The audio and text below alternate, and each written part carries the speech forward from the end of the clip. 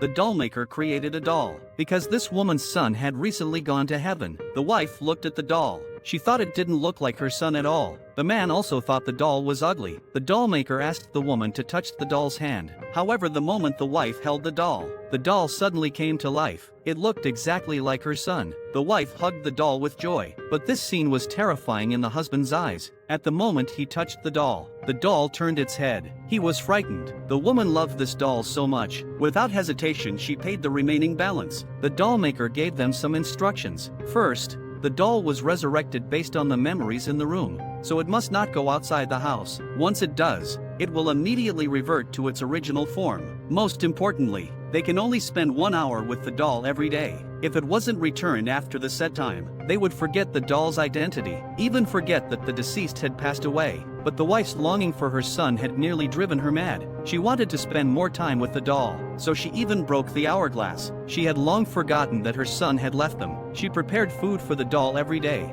feeding it spoonful by spoonful. The doll was covered in food crumbs. While the kitchen was in chaos, the husband watched his wife holding the doll. He thought she had lost her mind. He could no longer tolerate this foolish doll. He told her this wasn't her son, but the wife refused to believe her son had died, so he forcibly dragged her out of the room, hoping to make her face reality. In the midst of the argument, the woman walked out of the room, but as soon as the wife stepped out of the room, she too turned into a doll. In fact, she had already been a doll. This was all because the husband couldn't bear it anymore. He deliberately hid the doll. The wife could not accept the disappearance of her son. She voluntarily went to heaven. The husband missed his wife so much, he asked the doll maker to make a doll of his wife. He even put his wife's clothes on the doll, and had her arm connected to the son's. After recalling the truth, the husband still picked up his wife and brought her back to the room. This time he also chose to forget the time, and be with his dolls forever. If it were you, would you choose to make such a doll?